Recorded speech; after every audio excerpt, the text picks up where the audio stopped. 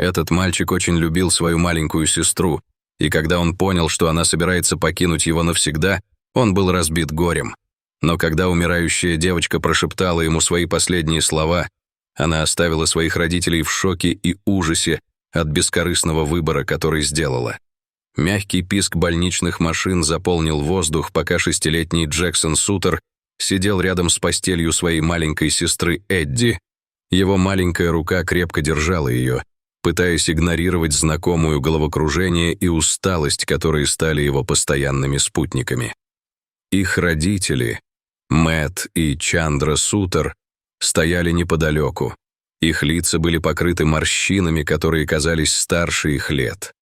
Они наблюдали не только за тем, как один ребенок уходит из жизни. Они становились свидетелями трагического пересечения судеб, которое привело обоих их детей к краю. 4-летняя Эдди Джой Сутер лежала на строгих белых больничных простынях. Ее когда-то яркая энергия теперь замедлилась из-за агрессивной опухоли мозга, которая изменила ее жизнь с ноября 2016 года.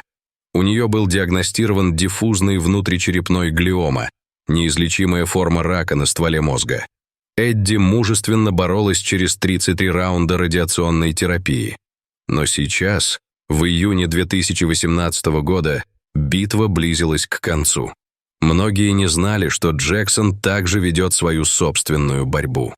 Поставленный диагноз «тяжелая апластическая анемия» всего через несколько месяцев после диагностики рака Эдди, костный мозг Джексона фактически перестал производить новые кровяные клетки. Это состояние оставляло его постоянно уставшим, предрасположенным к инфекциям и в отчаянной нужде в пересадке костного мозга. Жестокая ирония заключалась в том, что Эдди была идеальным донором, но ее диагноз рака делал ее непригодной для донорства из-за побочных эффектов. Через бесчисленные визиты в больницу брат и сестра стали опорой и силой друг для друга. Когда частые переливания оставляли Джексона усталым и раздраженным, Эдди забиралась к нему в больничную постель, чтобы смотреть мультфильмы вместе. Во время радиационных процедур Эдди Джексон держал ее за руку и рассказывал истории о приключениях, которые ждали их, когда они оба поправятся. Тем не менее, родители удивлялись, как их дети, несмотря на свои собственные битвы, всегда находили силы заботиться друг о друге. Сутеры потратили более $150 тысяч на экспериментальное лечение в Мексике для Эдди, одновременно ища донора костного мозга для Джексона по всей стране. Дядя детей был частичным совпадением и готовился к донорству, хотя врачи предупреждали, что частичное совпадение несет серьезные риски. Время истекало для обоих детей, но по совершенно разным причинам. В среду, 9 июня 2018 года, Сутеры получили разрушительные новости. Рак Эдди распространился на нижнюю часть ее мозга и вниз по позвоночнику. Лечение в Мексике больше не работало, либо потому что протокол изменился, либо опухоль мутировала. Пока они боролись с этой новостью, последние анализы крови Джексона показали, что его состояние ухудшается быстрее, чем ожидалось. Врачи настаивали на том, что ему нужен трансплантат в течение нескольких недель, а не месяцев, как они думали ранее. В ту ночь, после того, как оба ребенка уснули, Мэтт и Чандра сидели в коридоре больницы.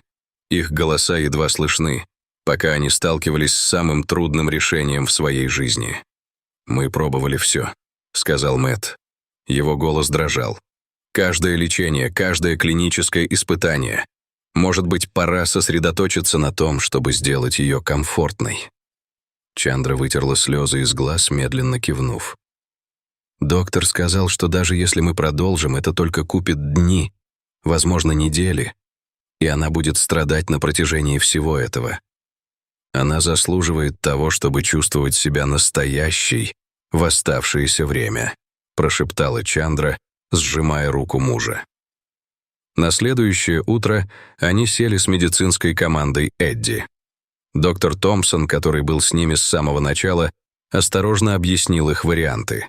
Когда Мэтт и Чандра выразили свое решение остановить лечение, доктор Томпсон уверил их, что это решение принято из любви. «Мы сосредоточимся на том, чтобы Эдди было комфортно и без боли», — объяснил он. «Это даст ей и всем вам шанс максимально использовать ваше время вместе». 2 дня спустя Эдди проснулась, как обычно, с живым нравом. Свободная от тяжелых процедур, часть ее прежней энергии вернулась. Она и Джексон провели утро, смотря мультфильмы вместе, делясь секретами и смеясь, несмотря на болезни. Но к полудню Эдди больше не могла есть или глотать без трудностей, и она спала большую часть времени. Было решено перевести ее в стационарное лечение. Джексон отказался покидать ее, даже ради своих собственных переливаний. Персонал больницы, зная о ситуации обоих детей, организовал для Джексона лечение в палате Эдди. Пока один брат получал кровь, чтобы поддерживать свою жизнь, другой медленно умирал. Однако все изменилось в один из редких моментов бодрствования Эдди. Когда Джексон показал ей рисунок, который он нарисовал, на котором они играют во дворе. Несмотря на свою слабость, Эдди внезапно сжала его руку с удивительной силой. «Джаки», — прошептала она, используя свое особое прозвище для него. «Мне нужно сказать тебе что-то важное». Джексон наклонился ближе. Его ухо почти касалось ее губ. То, что она сказала дальше, оставило их родителей в ужасе и изменило их жизни навсегда.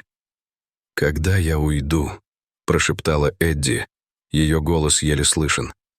«Я хочу помочь тебе стать лучше». Она изогнула слабую улыбку. «У меня есть вся кровь, которая тебе нужна. Но мама говорит, что ангелам она не нужна.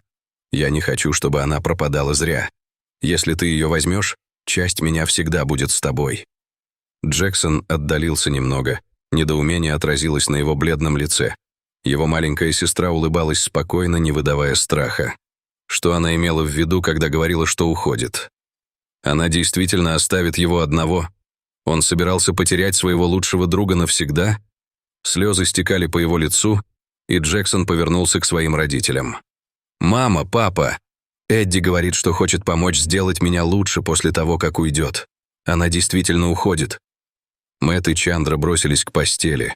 Их лица побелели от шока. Они еще не сказали Джексону, что его сестра проживет всего несколько дней, но, похоже, Эдди сделала это за них. Но это не было самым ужасным. Они консультировались с врачами о возможности использования тканей Эдди для Джексона после ее смерти, но не обсуждали это с детьми. Как могла их 4-летняя дочь знать об этом? «Что заставило тебя об этом подумать, дорогая?» — спросила Чандра. Ее голос дрожал, когда она гладила волосы дочери. Глаза Эдди, казалось, фокусировались на чем-то далеком. «Я просто знаю, что Джекки нужно помочь, чтобы сделать хорошую кровь. Когда я уйду, мне больше не нужна моя кровь, но ему нужна». Она посмотрела на своего брата с чистой любовью. «Таким образом, мы всегда будем вместе, Джеки». Мэтт и Чандра обменялись ошеломленными взглядами. Вес ее слов углублялся в их сознание. Их маленькая дочь не только приняла свою собственную смертность, но и предлагала надежду на жизнь своему брату. На следующее утро Мэтт и Чандра поговорили с медицинской командой. Анализы подтвердили то, что они уже знали. Несмотря на рак, костный мозг Эдди все еще был идеальным совпадением для Джексона. Врачи объяснили, что забрать и сохранить ее костный мозг сразу после ее смерти можно было, чтобы потенциально обеспечить Джексона трансплантатом, в котором он отчаянно нуждался. Это был луч надежды, выходящий из тьмы. В течение следующего дня состояние Эдди резко ухудшилось. Члены семьи приехали, чтобы попрощаться, но Джексон никогда не покидал ее. Он держал ее руку, несмотря на свою усталость, пел ее любимые песни и обещал стать лучше с ее помощью. Когда ночь углубилась, дыхание Эдди стало более тяжелым. В ранние часы следующего дня, окруженная любящей семьей и с Джексоном, который все еще держал ее за руку, Эдди Джой Сутер сделала свой последний вздох. В течение нескольких часов после ее смерти, когда ее родители переживали горе, медицинские команды быстро работали, чтобы выполнить ее последнюю просьбу. Ее костный мозг был собран и сохранен, И немедленно начались приготовления к трансплантации для Джексона. Фото, которое Мэтт опубликовал всего за день до этого, показывающее Джексона, утешившего умирающую сестру, стало вирусным, тронув сердца по всему миру.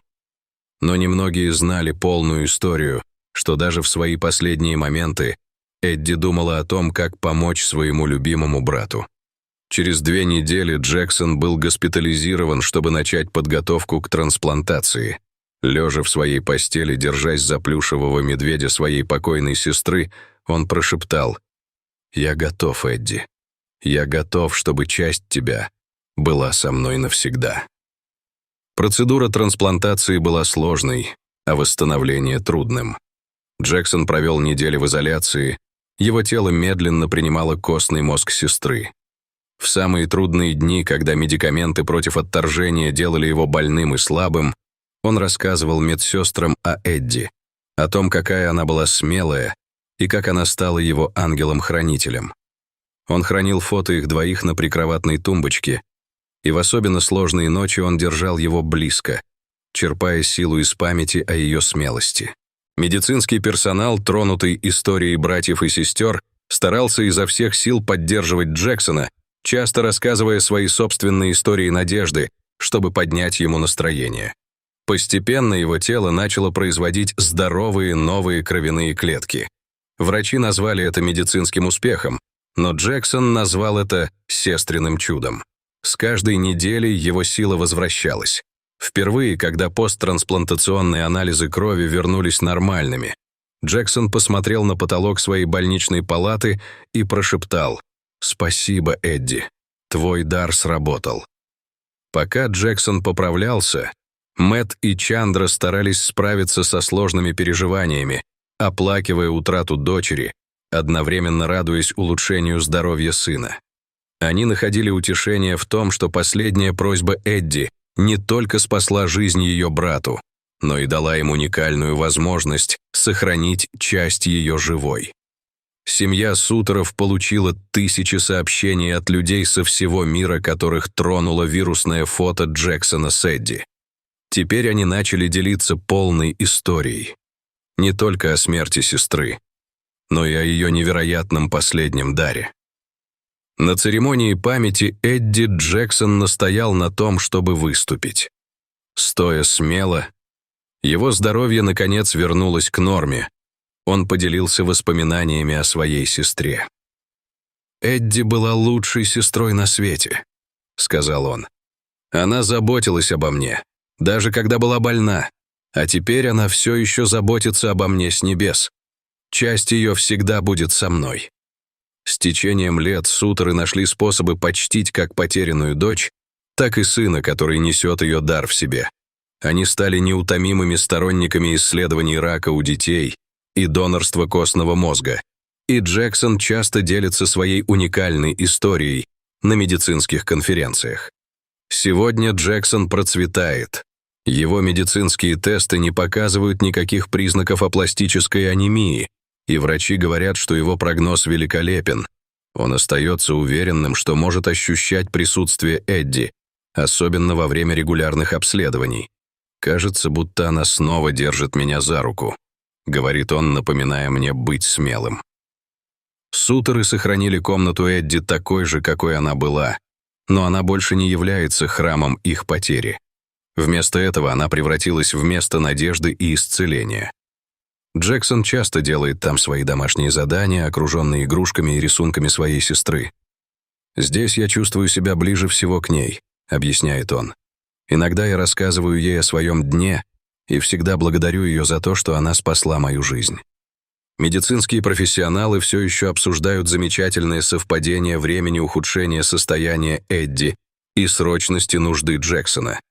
Одни называют это случайностью, другие — божественным вмешательством. Для Сутеров это остается свидетельством глубокого и таинственного связи их детей, связи, которая преодолела даже смерть. Вирусное фото Джексона с Эдди продолжает циркулировать в интернете, но для тех, кто знает полную историю, оно представляет собой нечто более глубокое, чем прощание брата. Это запечатлевает момент перехода, Когда жизнь одного из братьев заканчивалась, она обеспечила, чтобы ее уход дал ее брату будущее. Сегодня, когда Джексона спрашивают о его сестре, он часто говорит с улыбкой: «Эдди не просто спасла мою жизнь. Она живет во мне. Каждая здоровая кровяная клетка в моем теле — это дар от нее». Он носит небольшую подвеску ангела на шее, памятник сестре, которая стала его ангелом-хранителем не менее чем одним способом. Какое душераздирающее повествование. Вы когда-нибудь переживали момент, когда трагедия и чудо переплелись? Когда самые темные моменты каким-то образом содержали семя надежды?